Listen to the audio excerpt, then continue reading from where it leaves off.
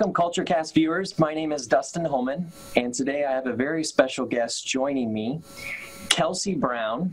He's joining me via Zoom, and I wish I could say that we're patching him in from Ghana, but he's actually in Pennsylvania, so not as exciting, but he'll tell you a little bit more about him and why he's in Pennsylvania. And today, as you can see on the screen, we are going to focus on the country of Ghana, which is on the continent of Africa.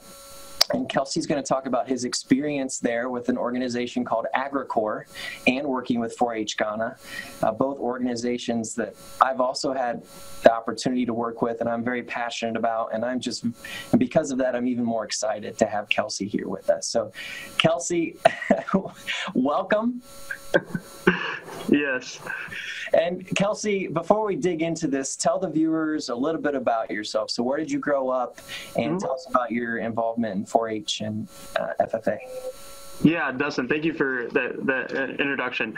I am originally from, like you said, my name is Kelse Brown. I am originally from the northwest corner of Ohio in Williams County. I was actually a part of a 4-H group in Defiance County, Ohio, and that's where I showed animals. I showed pigs for 13 years growing up and being a part of the 4-H group there in Defiance County. From there, I got involved with FFA at my high school, where I went to school at Edgerton in Williams County, and then took that passion and interest that I had found through agriculture to college, where I studied at The Ohio State University, and I majored in education, and really didn't know what my plans were after graduation, and I really found my place with AgriCorps, and kind of up until the deadline to apply, I was in and out whether or not I wanted to apply, and I'm really glad that I did, and I've had a really awesome opportunity to learn about agriculture, but learn about a real different culture than I've ever been dealing with before in my life. So I'm very thankful for all the opportunities that I've had through Ohio State and through AgriCorps so far. And Kelse, you bring up a great point that the word culture is embedded within the word agriculture, and there's a reason for that. And we're going to see some of that in some of these beautiful photos that Kelse has provided to us. As we always do on CultureCast, I try to provide a little bit of an overview about the country. So very quickly, you see the map here. The country in red is the country of Ghana. It's about the size of our state of Oregon. However, it has a very large population, about over 28 million people. And if it were a state in the U.S., it would actually be the third largest state in the United States, just after Texas. It's a very young population, and Kelse's got some photos showing how he's engaged with some of that young population. The average age there is 21, and that's one of the reasons I think why 4-H has really caught fire in the country and engaged a lot of young people. Agriculture is a very important part of the economy in Ghana. It's about 20% of the country's GDP, but half of the country's workforce are employed in some form of agricultural enterprise.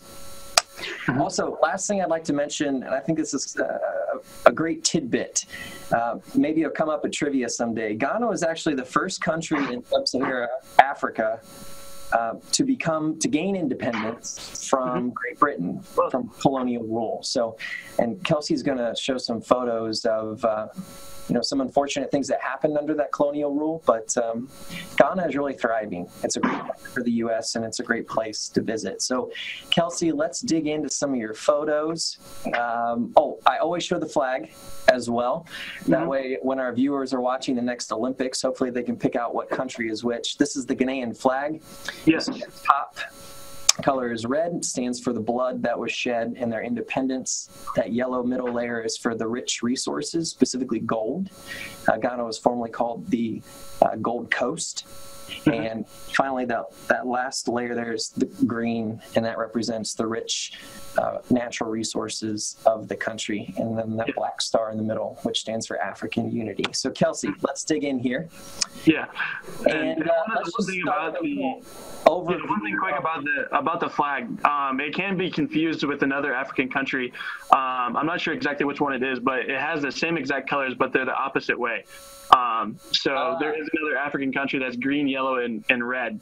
I'm not sure, again, what that one was, but that is something unique to just Ghana, where it looks like a stoplight. There you go. I was just going to say, so remember, Stoplight Ghana. There's the association. All right, so Kelsey, these are all your photos. And let's talk a little bit about Ghana and the country and the history. What are we seeing here? Yeah, so this is actually a photo that I took on my first day in Ghana. They took us down, we stayed in Accra, which is the capital city. And this is right in the heart of the city. This is a monument that has been built for the first president of Ghana. His name is Kwame Nkrumah. And he's actually buried in the center of this monument. And it's basically commemorating him and all his efforts that he had done for the country of Ghana. And you can see in the top there, he has there's a little black star. And again, that's showing the freedom and the rise of Africa as a dependent nation.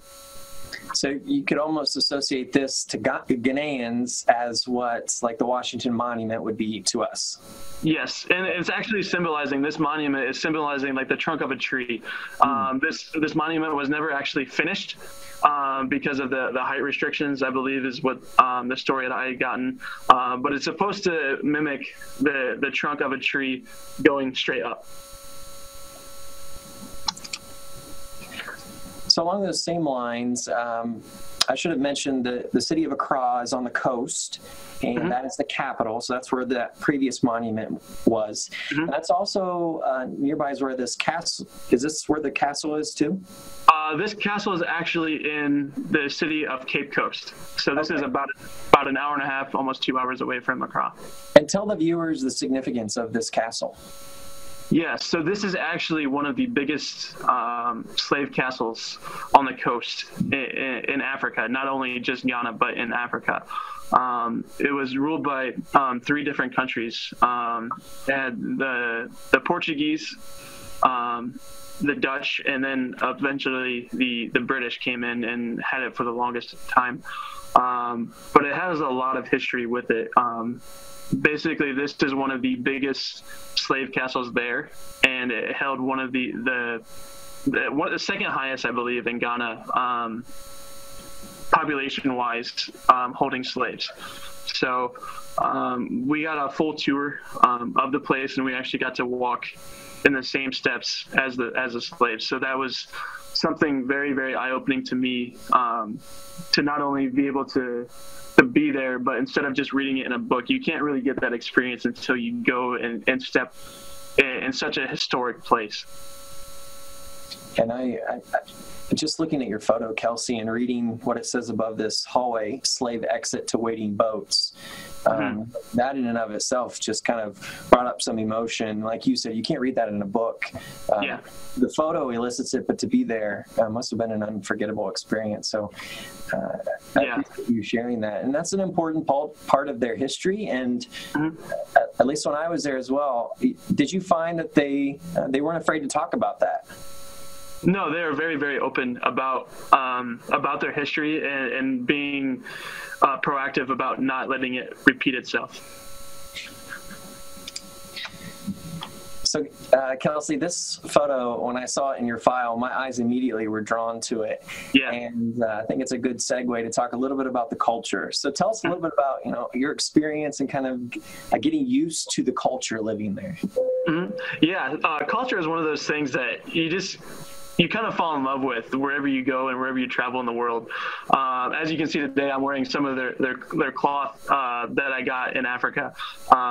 That's one of the big culture things that is a part of them. They have personal tailors. You go and you're able to have clothes specifically made just for you. And that was one of those experiences I got to take a part of. And speaking towards this picture, this was taken in Cape Coast, actually right next to the castle.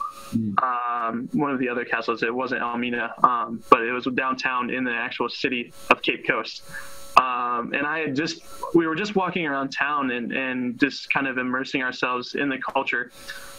And I'd seen this man's shop, and I wanted to just kind of, look around, and they're always very welcoming people. They want you to come in and buy something. So they always tell you, like, oh, looking is free, and you can always come in and just take a look. And they usually try to bargain with you and wants you to buy something and to help them out. So I actually befriended this guy that has this shop, and I went back a couple times actually, and I bought one of the paintings there on the bottom right of the lion.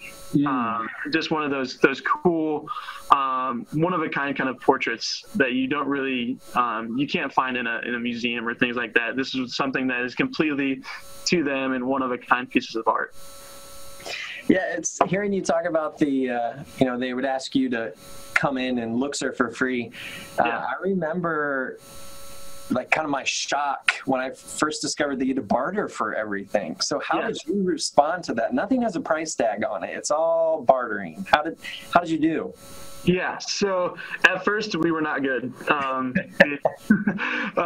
We would overpay for everything, and they would try to take advantage of us, and they usually got the better hand. But so, for example, the picture that I had wanted, they asked me, they always ask you for what you want to pay them, and then I was like, oh, I don't know, and I asked them what is your price on it? And then they tell you a really, really high price because they think you're rich and they want you to pay as much as they can, or as much as you can for it. And my strategy was to automatically, in most cases, cut the price in half, and then work from there to go up or down. So that's kind of how I worked with the bartering system. And it's the same thing with anything you do in the country, whether you're trying to find a taxi between cities, or if you're getting into a van that you're traveling for long distances, you always have to barter for whatever you want. So from travel to food to anything that you really do in Ghana, you usually have to barter for it.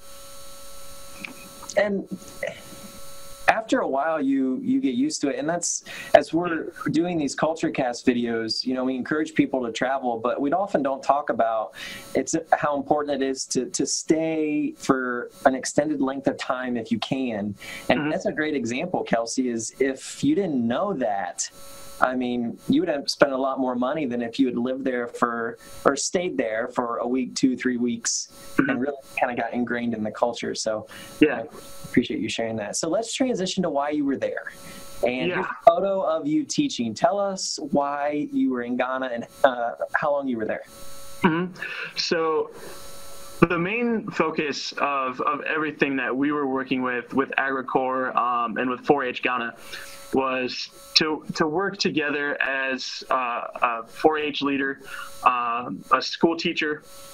So I taught agricultural classes and the science courses alongside the teachers at my school that I was stationed. And then the third job, or the third responsibility I had, was to work with the local farmers and local municipalities to kind of bridge that gap between students that I'm working with and farmers that are out in their fields currently working. And an important note to kind of talk about during my time in school is that the official language of Ghana is actually English, which many people would not think that is what it is. But so in school, they are required to speak English during their classes. So even though they had all of their local dialects and everything like that, I was able to really kind of slow the way I talk down to help them understand better of what I was trying to talk about. Because between talking to you, Dustin, we can talk pretty fast because we can understand each other. But when they are just learning how to speak English, you have to really slow things down and be able to enunciate more and really show what you're trying to mean instead of just speaking really, really fast. And that was something that, I told them when they're speaking in their traditional language, that they talk so fast that I could never understand what they were saying. And they thought it was hilarious because they always yelled at me for talking too fast in English. Little taste of their own medicine. Right. Absolutely. And Kelsey, I failed to ask you at the beginning what you're doing now, and this is a good kind of segue. Tell the viewers about why you're in Pennsylvania and what you're doing. Yeah, so basically, I do the exact same thing as I did in Ghana. Ag teaching and teaching agriculture is the same as it is in Ghana, as it is in Africa, as it is in Brazil, as it is in the United States. You're doing the same thing. It's just, different parts around the world.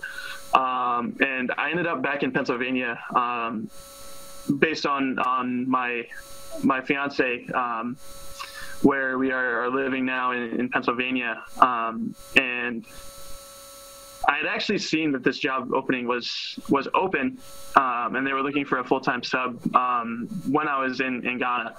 And I kind of looked at it and I was like, this would be a really, really cool opportunity, but I'm not there to really take place of that. And I ended up getting back in December, and they were still looking for somebody that had agriculture experience to come in and teach class. And long story short, I did all my paperwork and got everything in, and here I am, and I really enjoy being in a high school in Pennsylvania. It's a little bit different than Ohio. It's a little bit different than Africa, but I teach right now. I have 3 classes. I teach an Intro to Ag Mechanics class, Vet Science 2, and I teach Animal Science. So kind of a broad spectrum, even here, on what I teach and how I teach it. You bring up a good point, Kelsey. So, what you were doing in Ghana translates to the U.S. And in Ghana, they use the 4-H organization as, in most cases, as it's very similar to like FFA because the 4-H clubs are connected to the school. So, tell us about what we see here and some of the 4-H activities that you were involved in. Yeah. So, as being a part of, the 4-H group, or where I was at, I actually got to serve as one of the 4-H leaders of my school. And what you see here is my officer team, basically just like an FFA meeting or a 4-H meeting. They are reciting the opening ceremonies, and here they're actually saying the Ghana pledge. So instead of saying the Pledge of Allegiance like we would, they're saying their pledge of Ghana. And this is actually at a competition called LEAD, LEAD. It's Leadership, Education, and Development. And we have these different events all throughout Ghana and with 4-H Ghana, where they have competitions with other schools. They work and collaborate, learning about cultures and gender issues and other things like that, and different agricultural topics that they may not normally get through the standardized curriculum in the schools. For those young people who may be watching, or for adults who are just interested, this is a photo that you submitted and kind of caught my eye because I thought, I'm not sure how many people actually know what a classroom looks like in Ghana. Yeah. So we won't spend a lot of time on this, but I just wanted to show the viewers, you see book bags like you would in the U.S. The desks may look a little different, but a lot of the same bones. Yeah, you would see in a classroom. Yeah, and it's actually kind of weird. I miss it a little bit, where you're able to walk straight into a classroom and there's no doors.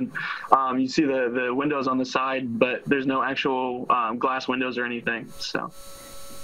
And thinking back to it, that's kind of a luxury, right? To be able to live in a climate where you don't really need doors. You don't, like you said, you don't need glass window panes. And you see that here with, is this the school where you taught? Yeah, so the picture you see here, I'm actually sitting at the school, or the building where I taught in, and you're looking down at the elementary wing of the school. Yep. But you can see, very open campus, and a lot of times they would have maybe a soccer pitch or some kind of yard. Yeah, so that's what you see in the middle there. And actually, every day before school, you'd either see them taking their machetes or whatever, cutting the grass down, or sweeping with the palm brooms and cleaning up the yard. And this was a daily habit that they did every single day without fail. And if they didn't show up on time, unfortunately, they probably got caned, and then they had to go and do it anyway. But yeah, and you also see in this picture the changing weather that was quite sporadic when I was there. My first couple of months, it rained almost every day. Without fail. So I would usually, you can see where those taller trees are at. That's actually the road that I had walked up on my way home every day. So usually this would happen about 3 o'clock when school was about to let out, and I would try to race home before I would get wet. But it was a lot of fun. But yes, this is the campus that I was at. I want to briefly just touch a little bit on some of the agriculture that you saw. So tell us about what we see here. Yeah, so this was actually a picture taken at the University of Cape Coast, which is a pretty prominent university that works with different organizations all over the world, agriculture being a specific one with that. In this picture, you see different planting beds to start out a nursery, whether that it be like lettuce or carrots. Sometimes it's little like green peppers, just to keep them safe. They use these palm branches to cover them from the sun, because the sun is so intense there, that if they would just leave them uncovered when they're very small and just growing, they would just get overheated from the sun. So this is why sometimes too it's because of the wind. But mainly it's because of the sun that they do that. And most people's favorite dessert in the making here. What do we see? Yeah, so this is actually what a tree of cocoa looks like. The pods grow on the trunks of the trees and not on the limbs or anything like that. They go straight on the trunk of the tree. And what you see is the outside of the cocoa pod. And when you cut it open, there's little tiny pods on the inside of it. That is what is extracted to use for chocolate products. One of the fun facts about chocolate or cocoa that comes from Ghana is if you've ever eaten a Reese's cup or a Hershey bar, you've probably had chocolate or cocoa that has been brought in from Africa. And so Kelsey's talking about the cocoa and chocolate. Cocoa is the raw ingredient that's processed then to make chocolate, similar to how like milk is processed into cheese or yogurt. Yep. But yeah, as you were saying, I mean, most of the chocolate is grown in Africa. So, when I was there, did you find many people had tried chocolate when you were there? No, so that's very surprising, actually. Even though they're like a very big producer, and that's what their country is really known for is cocoa production. A lot of people don't really eat chocolate. They don't really have the taste for it, and it's just not something that is a kind of a custom that they would do. A lot of their food is spicy. So the sweetness factor isn't really something that they have a palate for. Now, we can't talk agriculture without at least mentioning some of the animals that you might see. This photo could have been taken at the, Defiance County Fair. Yeah. Where was this one taken? Again, this one was at the research facility at the University of Cape Coast, and we had walked in, and all the pigs started squealing, and they wanted to see what was going on, and one of them decided to jump up and just to kind of peek us out, and I seen the best photo opportunity of the day here with this pig. He just kind of was really friendly.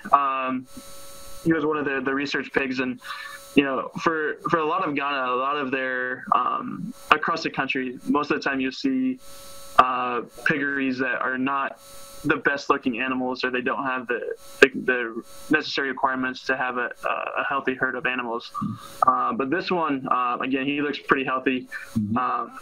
And has been pretty well kept in their system.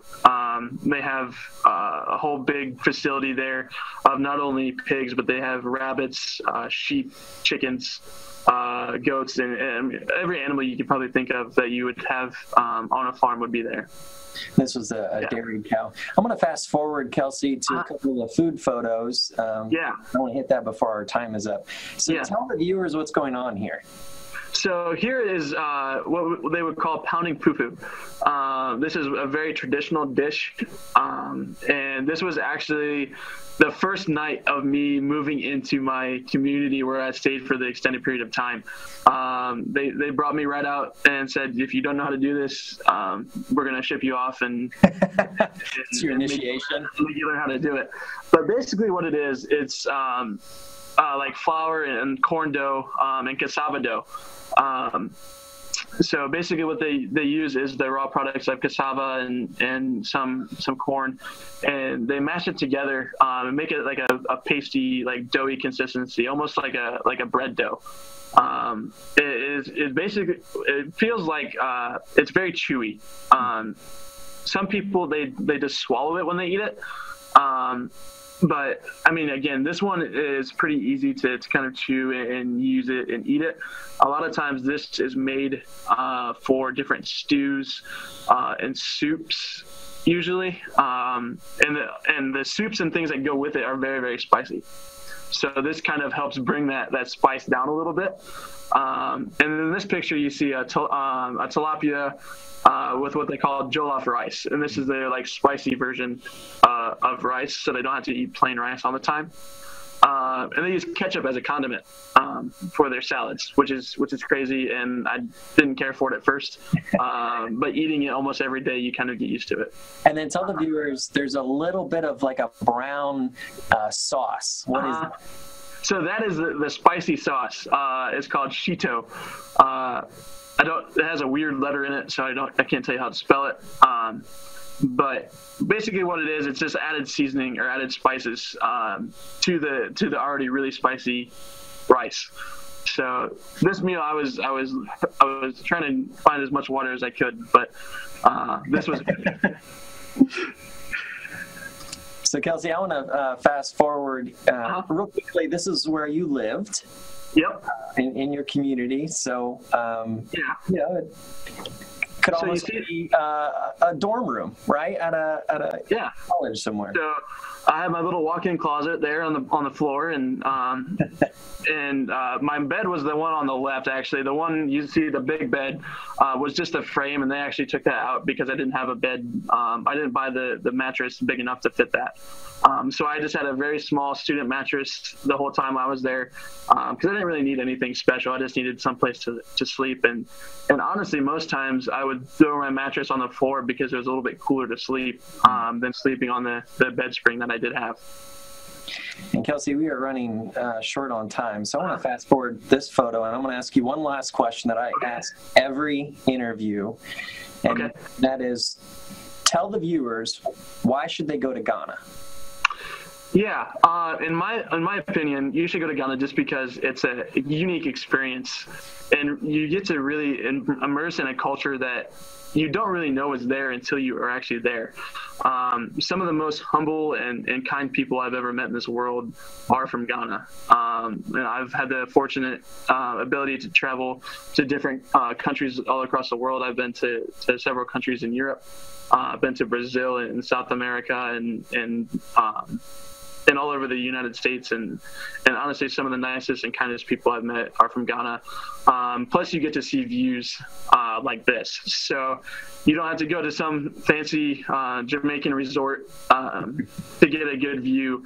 And it's relatively inexpensive to travel here.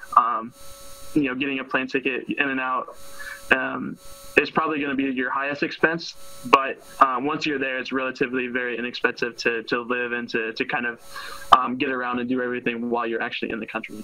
Well, Kelsey, thank you so much for your time. Thanks for joining us.